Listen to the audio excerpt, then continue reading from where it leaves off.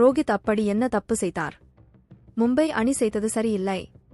முன்னாள் இந்திய கிரிக்கெட் வீரர் நவ்ஜோத் சிங் சித்து எதிர்ப்பு.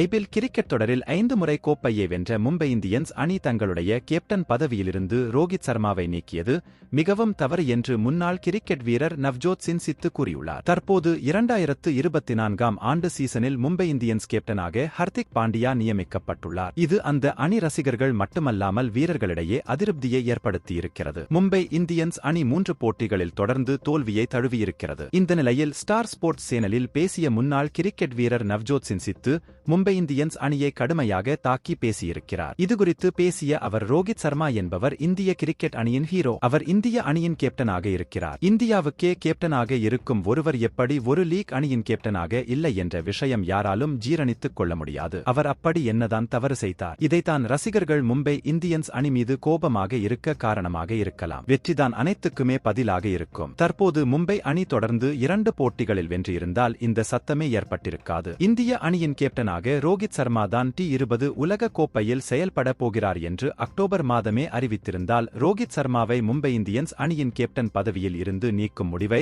மும்பை அணி நிர்வாகம் எடுத்து இருக்காது. ஏனென்றால் இந்திய அணிக்கு கேப்டனாக இருக்கும் ஒருவர் எப்படி ஒரு லீக் அணியின் கேப்டன் பதவியிலிருந்து தூக்குவது என மும்பை இந்தியன்ஸ் அணி நிர்வாகம் நிச்சயம் யோசித்து இருக்கும் என்று நவஜோத் சிங் சித்து கூறியுள்ளார். மும்பை இந்தியன்ஸ் அணி எடுத்திருக்கும் இந்த முடிவு மிகவும் தவறானது என்றும் அவர் மேலும் மும்பை இந்தியன்ஸ் நிர்வாகத்தின் மீது குற்றம் சாட்டியுள்ளார்.